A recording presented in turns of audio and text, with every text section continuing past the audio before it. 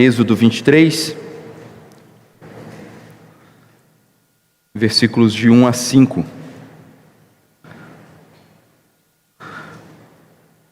Assim nos diz a santa e inerrante palavra de Deus: não espalharás notícias falsas, nem darás mão ao ímpio para seres testemunha maldosa. Não seguirás a multidão para fazeres mal, nem deporás numa demanda inclinando-te para a maioria para torcer o direito. Nem com o pobre será parcial na sua demanda. Se encontrares desgarrado o boi do teu inimigo ou o seu jumento, lhe reconduzirás. Se vires prostrado debaixo da sua carga o jumento daquele que te aborrece, não o abandonarás, mas ajudá-lo-ás a erguê-lo. Até aí a palavra de Deus. Vamos buscar a Deus mais uma vez em oração. Poderoso Senhor, a tua igreja se encontra reunida agora aqui neste local, neste momento.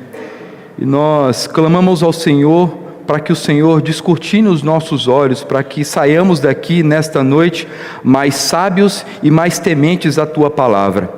Dá, Senhor, que todos sejamos edificados para a glória do Teu próprio nome. É o que nós clamamos em nome de Cristo Jesus. Amém. Em 7 de outubro de 2011, último jogo da temporada da Liga Americana de Beisebol, o São Francisco Giants enfrentava o Los Angeles Dodgers no estádio Pacific Bell, em São Francisco. Naquela ocasião, o rebatedor do Giants, uma grande estrela chamada Barry Bonds, estava tentando aumentar o seu recorde de home run. Home run, para quem nunca viu o beisebol, é quando o rebatedor bate aquela bola e ela vai além das dimensões do campo. É o que é dito o home run. Ele já era o detentor do recorde. Estava tentando estender o seu recorde. E naquela ocasião, por ser uma ocasião tão especial, caso acontecesse essa quebra de recorde, a bola, ao ser alcançada por alguém na arquibancada, valeria $1,5 milhão. Você já deve ter visto essa cena em algum filme. Quando ele acertou a bola voou em direção à arquibancada, o estádio todo na expectativa para que lado ela iria. E de repente, um homem chamado Alex Popov estendeu a sua mão com aquela luva grandona e a bola caiu na sua luva. Mas logo ele foi empurrado por uma grande multidão e se viu ali assolado debaixo de uma pilha de pessoas. Quando a equipe de segurança chegou até o local para separar aquela confusão e ver com quem de fato estava a bola premiada, todos esperavam que a bola estivesse com Alex Popov, aquele que na câmera, no telão do estádio, apareceu com a mão estendida e viram a bola batendo na sua mão. Mas não. A bola rebatida estava com outro homem chamado Patrick Hayashi. Houve testemunhas para os dois lados. Uns disseram que tinha sido Popov que realmente tinha pegado a bola, outros disseram que tinha sido Patrick que tinha pegado a bola. E se você estivesse lá, quem você diria que era de fato o detentor daquela bola premiada? De que lado você ficaria? Afinal, quem falava a verdade? A quem pertencia aquela bola? Era difícil dizer quem seria de fato o legítimo dono da bola. E ela foi trancada, e esse é realmente um fato, porque foi bem conhecido na Suprema Corte Americana pela questão do direito de propriedade. O fato ficou tão conhecido que ficou conhecido como Popov versus Hayashi, que era o sobrenome dos dois homens que brigavam pela bola. E a bola então teve que ser trancada num cofre, até que os advogados de cada um dos homens levassem à corte, para que a corte decidisse quem é que de fato falava a verdade e era o dono daquela bola. Essa história estranha nos mostra que muitas vezes é o que acontece quando há uma disputa. Às vezes parece quase impossível saber a verdade com alguma certeza, o que torna difícil fazer com que a justiça seja feita. A verdade e a justiça eram igualmente difíceis de serem encontradas nos dias de Moisés, mas os israelitas serviam a um Deus justo, que no interesse da justiça queria que guardassem a verdade. Por isso Deus deu ao seu povo leis básicas para a verdade e para a justiça, como nós acabamos de ler aqui.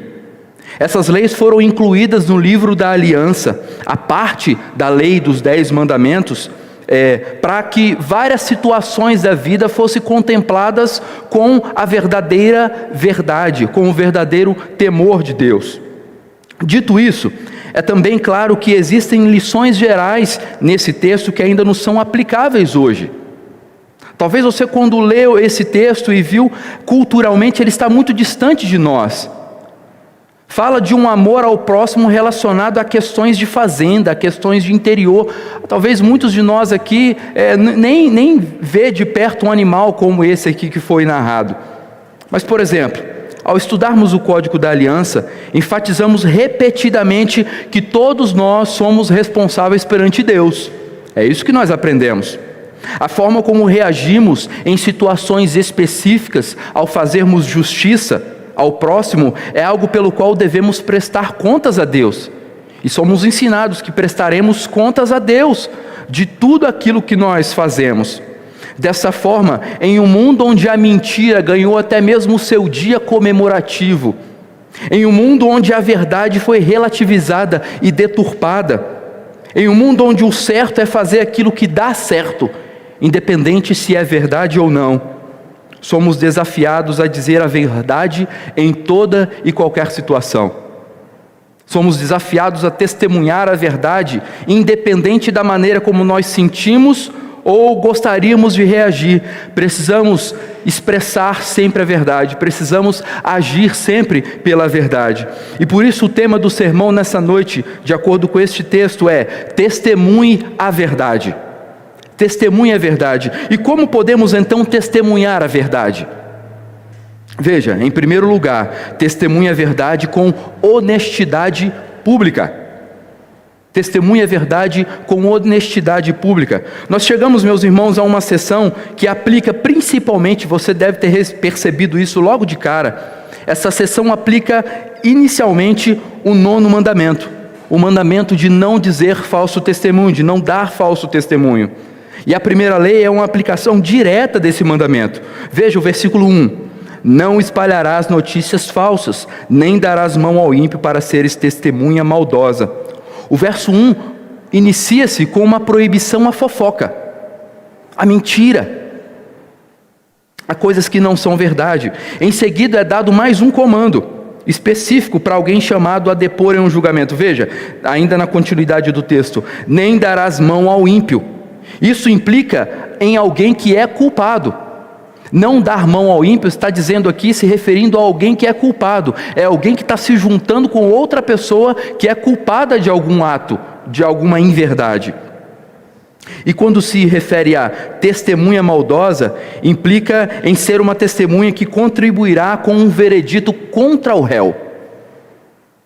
É se juntar com uma outra pessoa, que aqui no texto é dito como alguém ímpio, para dar testemunha contra uma outra pessoa. E sempre esse testemunho é prejudicial àquela terceira pessoa. A lei se torna, portanto, uma explicação de Êxodo 20, versículo 16, do 9º mandamento. Não dirás falso testemunho contra o seu próximo. Quer ver? Abra comigo em Deuteronômio, no capítulo 19, a partir do versículo 15, onde é estabelecido um padrão para que se instaurasse uma denúncia contra alguém. E ali neste texto também aparece para nós a punição contra uma testemunha falsa. Deuteronômio 19, de 15 a 21, diz assim: uma só testemunha não se levantará contra alguém por qualquer iniquidade ou por qualquer pecado, seja qual for que cometer. Pelo depoimento de 2 ou 3 testemunhas se estabelecerá o fato. Então perceba que Êxodo 23 está junto com o ensino que nós vemos em Deuteronômio 19, no estabelecimento. Por isso que ele está falando, não se juntará com uma outra testemunha, porque um fato só poderia ser estabelecido não pelo depoimento de uma única pessoa, mas precisava uma outra testemunha se juntar para comprovar que um fato tinha ocorrido. Versículo 16: quando se levantar testemunha falsa contra alguém para o acusar de algum transvio, então os 2 homens que tiveram a demanda se apresentarão perante o Senhor, diante dos sacerdotes e dos juízes que houver naqueles dias. Os juízes indagarão bem, se a testemunha for falsa e tiver testemunhado falsamente contra seu irmão, Far-lhe-eis como cuidou fazer a seu irmão, e assim exterminarás o mal do meio de ti, para que os que ficarem o ouçam e temam, e nunca mais tornem a fazer semelhante mal no meio de ti. Não o olharás com piedade, vida por vida, olho por olho, dente por dente, mão por mão, pé por pé. Veja então, meus irmãos, retornando aqui a Êxodo 23, que o que está em vista aqui é uma conspiração que uma testemunha dá falso testemunho para alguém que é culpado. Alguém que é culpado chama uma outra pessoa para mudar a verdade dos fatos, para transformar a situação.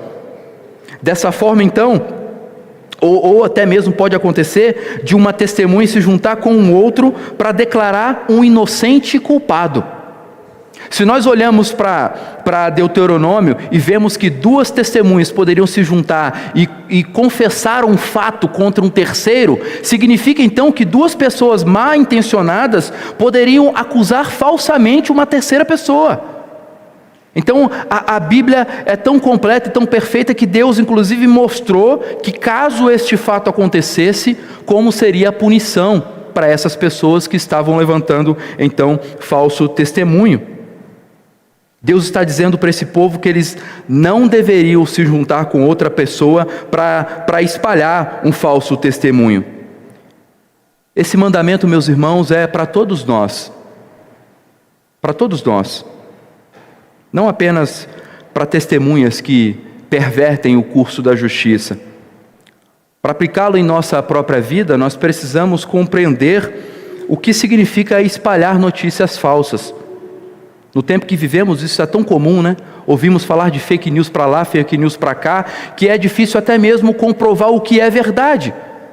Porque existem pessoas chamando a verdade do nosso tempo. E veja, aqui a verdade eu estou colocando como um substantivo, a verdade, aquilo que é fato, o oposto à mentira.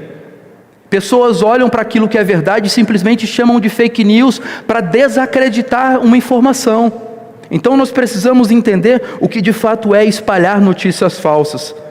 Um relato pode ser falso ao ser comprovado que não é verdadeiro. Há inúmeras maneiras de dizer que algo não é verdade. O mais óbvio é dizer aquilo que nós sabemos que é falso. Alguém que espalha fake news, notícias falsas, pode, na nossa visão, ser alguém que espalha aquilo que não é verdade. Mas às vezes contamos apenas um lado da história, deixando de lado os detalhes que não se encaixam com nossa interpretação dos fatos. Às vezes tiramos as pessoas que estão relacionadas à verdade do contexto para que a informação que nós daremos esteja de acordo com a maneira que você percebeu o fato. E infelizmente, às vezes a maneira como nós percebemos o fato não é verdade. Pode ser maculado por alguma predileção dos seus olhos, alguma predileção da sua inclinação política ou até mesmo da sua maneira de ver o mundo. Às vezes só ouvimos o que queremos ouvir. Então, quando chega a hora de contar a outra pessoa o que ouvimos, não estamos dizendo aquilo que de fato aconteceu. Sempre que deixamos, meus irmãos, de dizer a verdade, toda a verdade e nada além da verdade, estamos espalhando notícias falsas.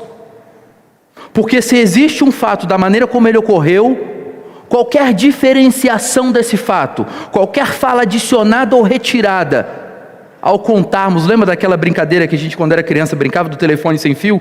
E aí um falava no ouvido daqui a pouco passava por ouvido de 15 pessoas, aí a gente dava risada da informação que saía lá no final. E às vezes isso acontece conosco.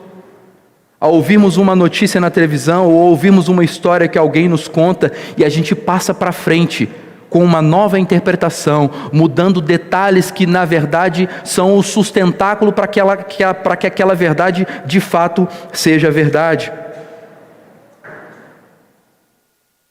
Quando chegar a hora para contar a verdade para outra pessoa, lembre-se, você precisa testemunhar a verdade com honestidade pública. Vejam, crianças, vocês também podem ser tentadas a espalhar notícias falsas. Não são só os adultos. Vocês também podem ser tentadas a isso.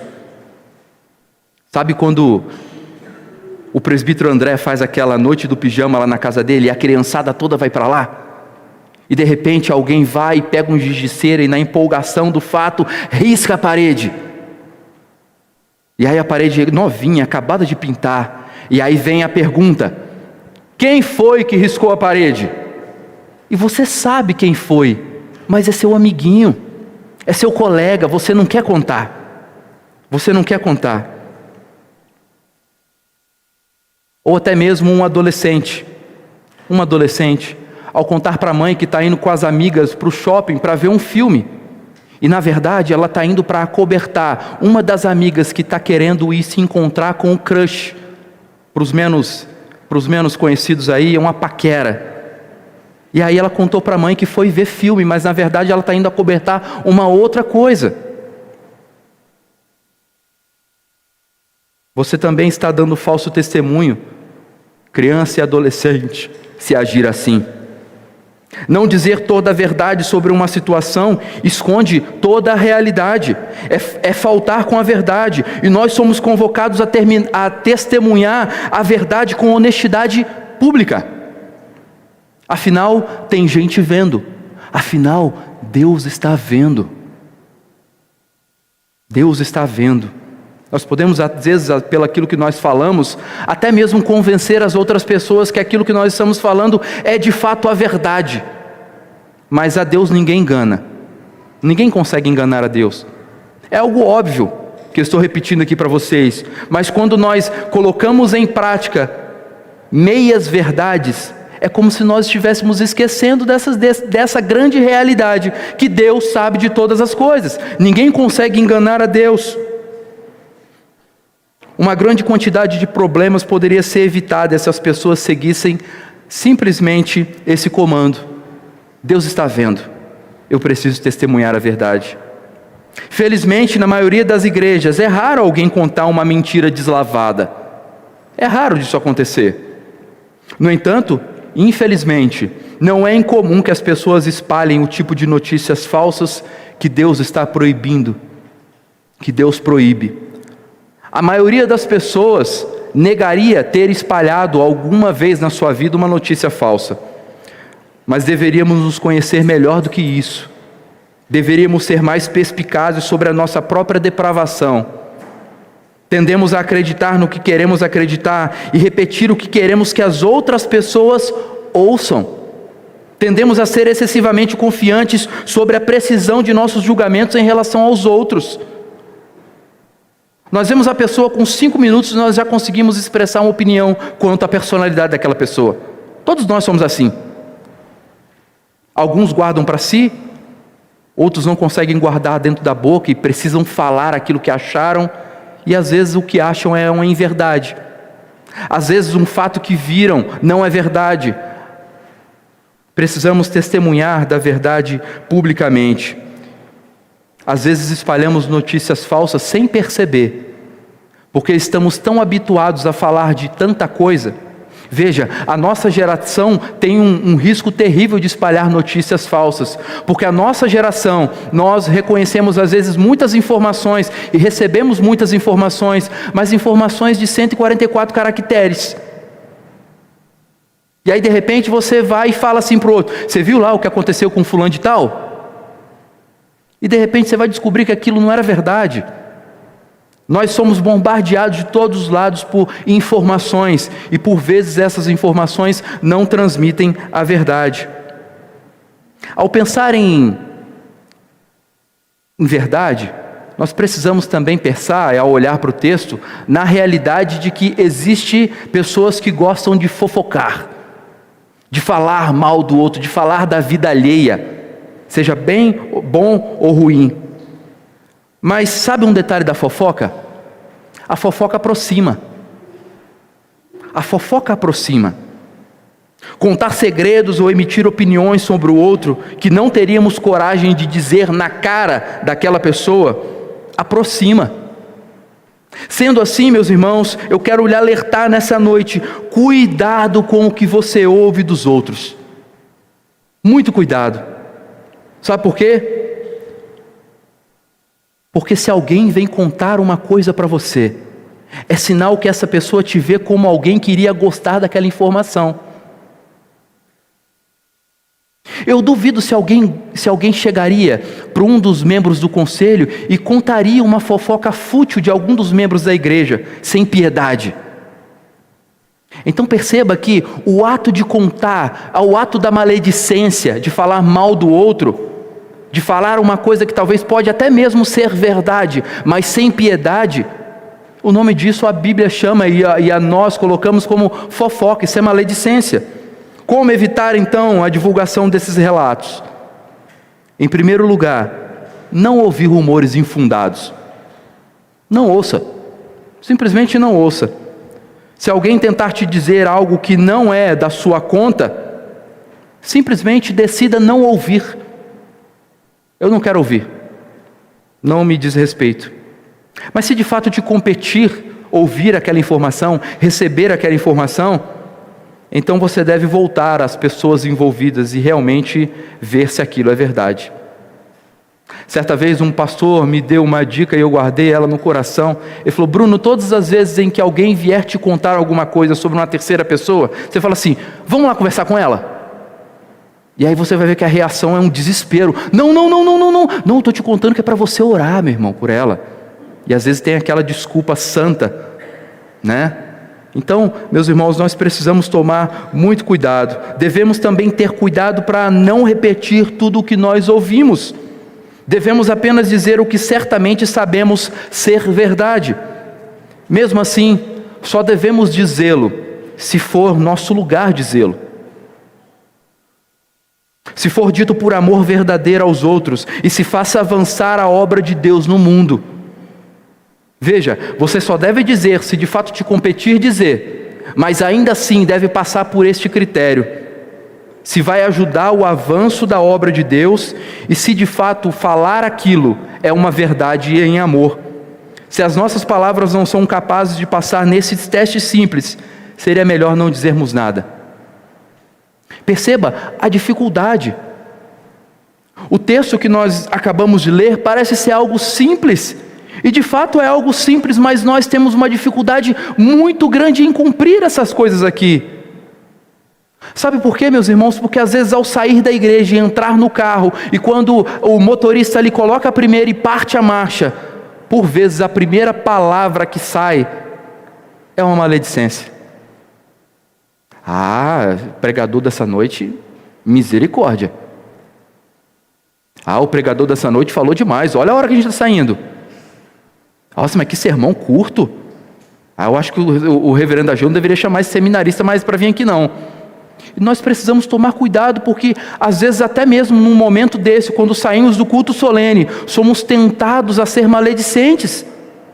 Somos tentados a faltar até mesmo com a verdade, dizendo coisas que nós não sabemos da totalidade dos fatos. Uma outra tentação que as testemunhas às vezes enfrentam é dizer às pessoas o que elas querem ouvir. Somos facilmente influenciados pelas opiniões dos outros, e o texto diz isso. Queremos que os outros gostem de nós. É por isso que eu disse que a fofoca aproxima, porque a gente só vai contar para o outro aquele assunto que a gente acha que aquela pessoa vai gostar de ouvir.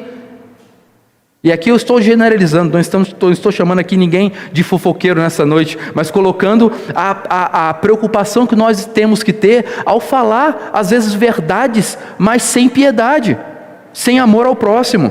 Veja o versículo 2: não seguirás a multidão para fazeres mal, nem deporás numa demanda inclinando-te para a maioria, para torcer o direito, nem com o pobre serás parcial na sua demanda. Mais uma vez, as leis regulamentam o depoimento prestado em julgamento público. É o que o texto está dizendo aqui. Mas dessa vez a testemunha pretende honestamente dizer a verdade, mas ela se deixa influenciar pela opinião pública, pela opinião da maioria. O tribunal não é o único lugar onde essas coisas acontecem. Assim, a Bíblia nos ordena a dizer apenas o que é verdade, mesmo quando sabendo que dizer a verdade pode ser impopular e indesejado aos ouvidos alheios. Essa lei merece atenção especial porque ela é muito difícil de obedecer. Mesmo que a maioria muitas vezes esteja errada, estamos tão acostumados a acompanhar a maioria que nos juntamos a ela. Nós nos juntamos a ela. Mas a Bíblia diz: não seguirás a multidão para fazer o mal. Versículo 2. Em vez de deixar a maioria governar, somos chamados a seguir a Jesus Cristo e o seu exemplo. E muitas vezes isso significa ir na direção oposta da maioria. Na maioria das vezes, dizer a verdade e testemunhar a verdade publicamente significa ir na direção oposta da grande massa deste mundo. Essa lei é para lembrar quando todos na escola, crianças, estão zombando daquele amiguinho que às vezes tem alguma dificuldade, tem alguma deformação física, tem alguma dificuldade de andar, de falar. Essa lei te lembra, crianças, de que vocês não devem andar com a maioria. Essa lei, jovem, te lembra de que quando na sexta-feira, na última aula à noite, na faculdade, quando a maioria sai para beber e ir para as boates e para as bagunças dessa vida, este não é o seu caminho. Você não deve andar com a maioria. Essa lei é para lembrar a você, meu irmão, que quando a sua empresa está trapaceando, ou quando todos do conselho resolvem aprovar algo que é imoral, você não deve andar com a maioria. Essas são apenas as pressões que enfrentamos. Agora acrescente também todas essas pressões que nós enfrentamos à própria cultura em que nós estamos. O que a multidão nos diz? Ela nos diz que para obter o máximo, nós devemos trabalhar para obter o máximo que pudermos. Esse é o pensamento da maioria. A multidão nos diz para valorizarmos a beleza exterior mais do que a piedade interior. Esse é o pensamento da maioria. A maioria diz para ir em frente e satisfazer os seus próprios desejos pecaminosos e não nos deixar incomodar pelas necessidades de outras pessoas. Esse é o pensamento vigente da maioria. Antes que percebamos, meus irmãos, se não nos atentarmos a testemunharmos a verdade, antes que percebamos, nós não estamos apenas andando com as mesmas roupas e falando as mesmas gírias e costumes e maneirices. Antes que percebamos, estamos fazendo a mesma coisa que este mundo que não testemunha a verdade, que vive pela mentira. Mas Deus nos chamou para sermos diferentes, e Ele nos diz: não siga a multidão fazendo o que está errado. É como se por esta palavra nós tivéssemos que entender dessa forma, Deus nos dizendo: não siga a multidão para fazer aquilo que está errado. Você pertence a Jesus e deve andar pelo caminho da verdade, testemunhando a verdade. E é estranho dizer também que no texto, no versículo 3, ele nos fala da pressão e que todos nós temos, consciente ou inconscientemente, para ficar do lado de alguém que é pobre, de alguém que é mais simples, de alguém que é humilde. Geralmente temos essa inclinação, e a sabedoria divina deixa claro que até mesmo isso nós precisamos cuidar. Até isso nós precisamos cuidar. O pobre é aquela pessoa que tem a simpatia de todos, afinal ele é o azarão. Sabe quando a gente, e aqui a ideia de pobre é o do mais fraco, é do mais desfavorecido. Sabe quando nós estamos vendo uma partida entre França e Azerbaijão? Geralmente a gente torce para quem? Para o Azerbaijão, porque ele é o mais fraco. E às vezes o nosso subconsciente nos leva a inclinar para as pessoas mais fracas. E nem sempre por ela ser mais fraca significa que ela está com a verdade. Então a Bíblia é clara em dizer: nem com o pobre serás parcial na sua demanda. Como o pobre é vítima, muitos argumentam que ele deveria receber o veredito ao seu favor. Existe até mesmo uma escola da teologia baseada nesse princípio. A teologia da libertação ensina que a Bíblia é uma opção preferencial pelos pobres, como se Jesus só quisesse saber dos pobres e não dos ricos, como se fosse impossível o caminho da salvação para os ricos. Deus é sempre a favor dos pobres e contra os ricos, afirmam eles. É verdade que Deus está do lado dos pobres contra a justiça. No entanto, Deus também sabe que os pobres são tão pecadores quanto os ricos. Em outra situação legal, isso significa que um homem pobre tem tanta probabilidade de ser culpado quanto qualquer outra pessoa. Moisés está relatando aqui que as pessoas não deveriam se deixar enganar pela fisionomia de alguém pobre, porque ele também pode estar errado, ele também pode ser culpado de algum erro. Deus ama os pobres, mas Ele não é sentimental sobre as virtudes da pobreza, e não permitirá que a necessidade financeira se torne uma desculpa para a injustiça. Se um pobre é culpado, ele deve ser condenado, e não inocentado por ser pobre. Dessa forma, meus irmãos, como testemunhar a verdade? Com honestidade pública. Principalmente nós que somos servos de Deus, temos essa responsabilidade de testemunhar a verdade publicamente, porque os ímpios ficam atentos a qualquer erro nosso, para acusar, e por vezes os nossos erros envergonham o próprio Evangelho, e nós precisamos viver de maneira santa, não como uma obediência cega à lei de Deus, mas como uma obediência colocando em prática o favor de Deus sobre nós. Nós precisamos viver testemunhando da verdade, porque sempre tem alguém vendo, e principalmente, Deus sempre está vendo. Os olhos de Deus nunca se apartam do seu povo. Mas agora, em segundo lugar, além de testemunhar com honestidade pública, nós também devemos testemunhar a verdade com integridade pessoal. Se nos versículos de 1 a 3 nós vemos uma situação em que concernente à questão pública, à vida pública de um indivíduo, os versículos 4 e 5, se você percebeu na leitura, ele dá a entender que aquilo que está acontecendo aqui é algo que acontece no íntimo, algo que acontece no pessoal. Veja comigo novamente os versículos 4 e 5. Se encontrares desgarrado o boi do teu inimigo e o seu jumento, lhe o reconduzirás. Se vires prostrado debaixo da sua carga o jumento daquele que te aborrece, não o abandonarás, mas ajudá-lo-ás a erguê-lo. Percebam que estas coisas, as quais o texto descreve, são questões que somente o indivíduo poderia saber. Não está falando aqui de ninguém vendo. Aqui é como, sabe quando você, imagina uma situação em que você chega à noite em casa, tarde da noite, e de repente você vê o portão do seu vizinho, aquele vizinho bagunceiro que no domingo bota som alto, daquelas músicas terríveis que você pede para baixar e ele aumenta mais, aquele vizinho que pega aquelas britinhas pequenas e vai em cima do seu telhado e joga a brita e faz aquele barulhão e você se assusta. Esse vizinho, aquele vizinho que na hora que você precisa sair de casa, ele parou o carro em frente à sua garagem, é esse vizinho. Imagine que você chegou tarde da noite em casa e o portão dele está aberto e o cachorrinho dele está do lado de fora. Se você não fizer nada, ninguém vai saber. É isso que o texto está dizendo. A questão da integridade pessoal entre você mesmo e Deus. Ninguém vai ver. Se você deixar de fazer, ninguém vai te acusar de nada. Mas aqui está o cerne da questão.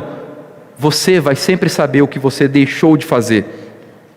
Se na primeira parte do texto nós vimos proibições, ou seja, o que não fazer, agora nós vemos o que fazer. O que fazer. E veja que o texto descreve uma situação envolvendo a tentação de não agir. É isso que o texto fala, porque fazê-lo seria benéfico a quem? Ao inimigo. Ao inimigo. Ao colocar esse tipo de lei no meio de leis que se concentram no comportamento honesto e piedoso do seu povo em processos judiciais, Deus está de fato mostrando para nós e para o povo daquela época a sua vontade com relação à interação entre o povo dele e o seu próximo. Essa interação. Ele quer que amemos o próximo em todas as situações, não importa como as suas inclinações o levem a se sentir, você precisa amar o próximo. Não é algo se você deseja ou não, é um mandamento amar o próximo. Você não tem a opção de não amar, você não tem a opção de não fazer, você tem que agir, mesmo que isso seja contra a sua vontade. Você precisa agir, você precisa obedecer à palavra de Deus. Moisés nos dá algumas diretrizes para a bondade prática para com os inimigos pessoais. Nesses dois exemplos, ele nos mostra que o nosso compromisso com a segunda parte dos 10 mandamentos deve também se estender ao nosso próximo. Ao nosso próximo. O inimigo aqui, meus irmãos, pode muito bem significar um adversário legal. Um adversário legal, mas também pode significar um inimigo da nação. Mas, principalmente, pode significar apenas a pessoa que é um adversário legal. Alguém que tem alguma demanda contra você, ou contra o indivíduo que está aqui sendo narrado no texto. No versículo 4, se você vir comigo, a questão é que devemos lidar com o adversário da mesma forma que lidaríamos com o vizinho querido. Essa é a questão que Moisés está estabelecendo aqui. Se encontrássemos o boi ou o jumento de um vizinho que tivesse se afastado da sua fazenda, qual é a ação que deveria acontecer? Deveria levar de volta. Não deixar lá. Veja, Moisés está falando aqui justamente de uma situação em que ninguém está vendo. Se você deixar de agir, ninguém vai saber. O boi vai continuar lá, o jumento vai continuar lá. O exemplo no versículo 5 é o de um animal doméstico sobrecarregado. O animal está tão sobrecarregado que não consegue nem mesmo se levantar. E qual é o sentido do versículo 5? Bem, o jumento não fez nada para você. Você não deve misturar as demandas que você tem com o seu vizinho com as propriedades dele. Você deve zelar pela propriedade dele. Se você depois tiver a curiosidade de ler a pergunta 141 do Catecismo Maior, você vai ver que lá na pergunta 141 está relacionada à aplicação do 8º mandamento: não furtarás. E é relacionado justamente esses dois versos que nós estamos vendo aqui, os versículos 4 e 5. Veja, não cuidar da propriedade alheia, o catecismo fala então que nós estamos furtando. Pesado, né? Ele expande aquilo que às vezes nós achamos que jamais descumpriremos, porque afinal de contas nós nunca furtamos nada. E então a Bíblia nos diz que se nós deixarmos de fazer o bem ao próximo, é como se nós estivéssemos quebrando o 8º mandamento, deixando de fazer bem ao próximo. A propósito, você deve ter visto aqui o princípio da imparcialidade. O princípio da imparcialidade está sendo expandido além do âmbito judicial. Os versículos 1 e 3 nos mostram que nós devemos então ser imparciais no tribunal, em demandas de tribunal, como aqui o texto diz. Mas nós também aprendemos que nós devemos ser imparciais no trato da verdade com a nossa vida. Nós não devemos ser levados pela multidão, nós não nos devemos juntar com uma outra pessoa para falar mal de uma terceira, nós não devemos nos juntar com outra pessoa para tentar incriminar uma terceira pessoa. Isso a Bíblia nos diz. Agora, nós devemos ser imparciais também na maneira como lidamos com o próximo. E esse princípio de imparcialidade estende-se uma preocupação prática com o bem-estar do nosso próximo. Aí está o cerne da questão. Porque se nós temos alguém que nós sabemos que, e veja que nós vamos ver logo mais, que o texto faz essa discriminação, dessa distinção entre alguém que nós não gostamos e de alguém que não gosta de nós. E nessas duas situações nós precisamos fazer bem a este próximo. E essa é uma grande dificuldade nossa, de fazer bem ao próximo, principalmente quando a gente acha que aquela pessoa não gosta da gente. O nosso coração nos leva a colocar em prática algo que vai contra a própria palavra de Deus. E nessa hora, meus irmãos, nós precisamos ver a singularidade do Novo Testamento, ao olharmos para essa lei. Ao olharmos também para Ezequiel, capítulo 36, versículo 26, quando nós vemos que, pela graça do Senhor Jesus Cristo, o Espírito Santo transformou o nosso coração de pedra e colocou um coração de carne. E aquela lei que foi escrita no nosso coração, da existência do próprio Deus, mesmo como gentios, agora se torna pelo Espírito Santo uma força motriz para a glória de Deus dentro de nós, para fazer o que é certo, para andar em santidade. E assim essa lei escrita em nosso coração de carne torna-se algo que amamos e devemos imitar, em vez de algo que nos condena e fala contra a nossa consciência. Porque, irmãos, quando éramos inimigos, fomos reconciliados com Deus, mediante a morte de seu Filho, quanto mais agora já reconciliados. Se nós olhamos para esse mundo e vemos pessoas que não têm compromisso nenhum com Deus, dizendo que deveríamos fazer bem ao próximo, quanto mais agora que já somos reconciliados com Deus em Cristo Jesus, quão bem deveríamos fazer, como deveríamos agir, deveríamos glorificar a Deus em todas as coisas. Agora note que o versículo 5 fornece um paralelo para teu inimigo do versículo 4. A expressão daquele que te aborrece, em vez daquele que você aborrece.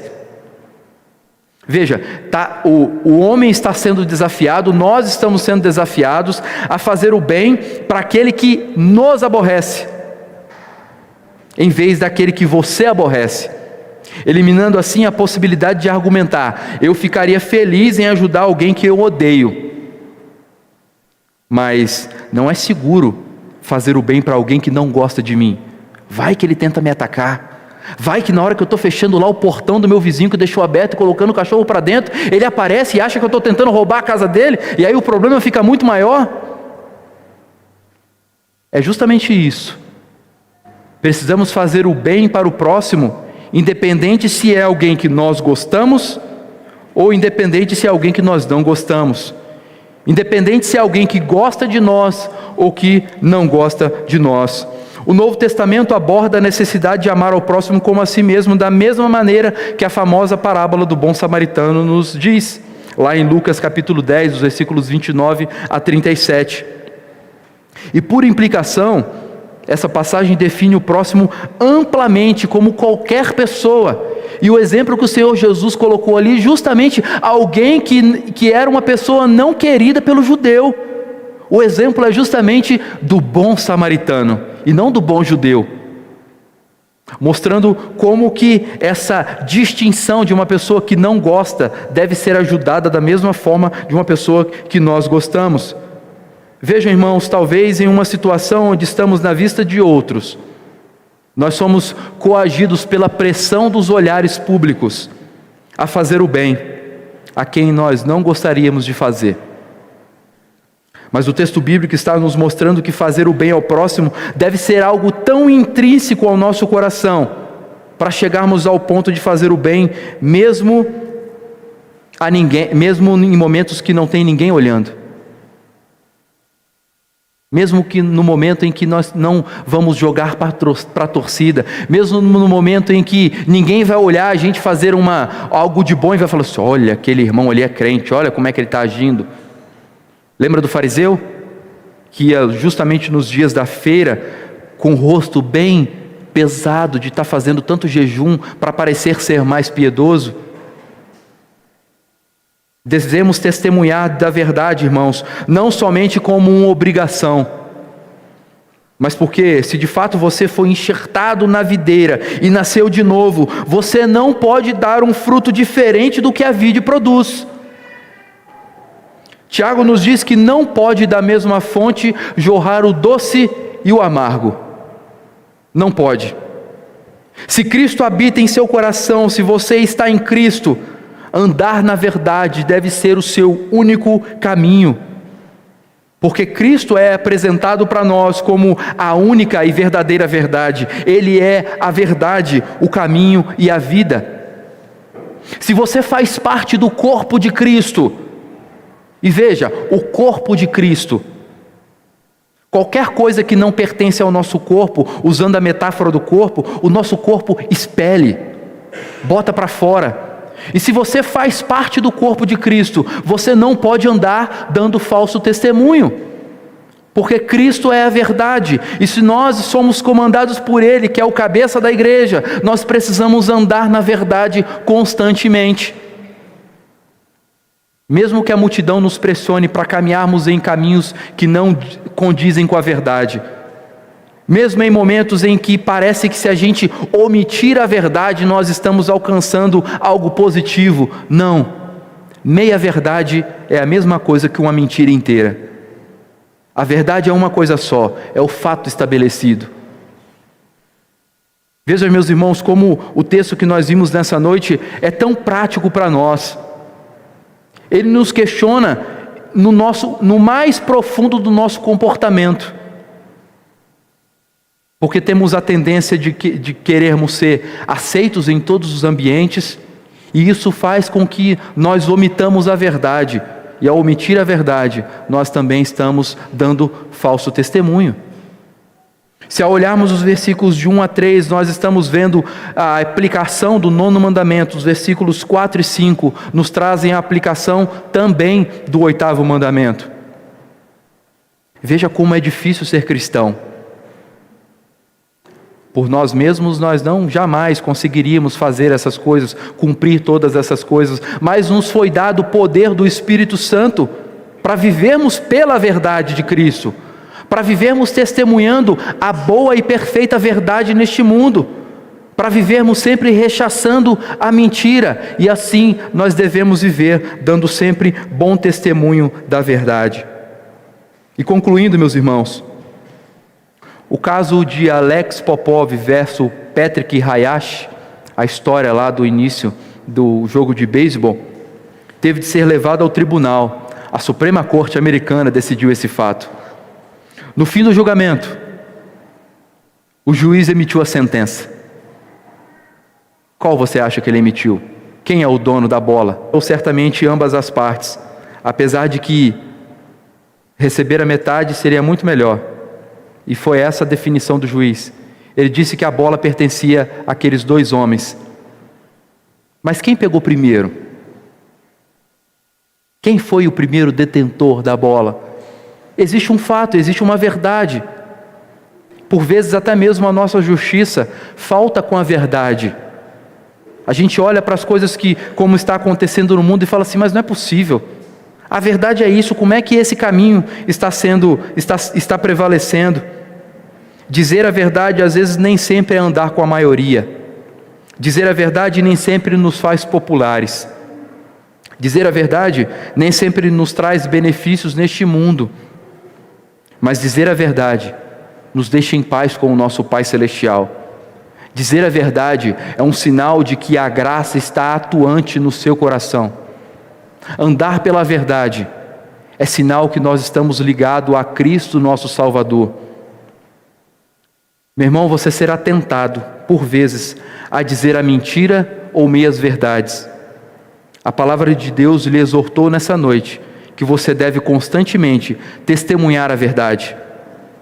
E como nós devemos testemunhar então essa verdade? Com honestidade pública e integridade pessoal. Porque Deus sempre está vendo. E nós precisamos sempre viver uma vida que agrada ao nosso Deus, ao nosso Pai. Que Deus nos abençoe.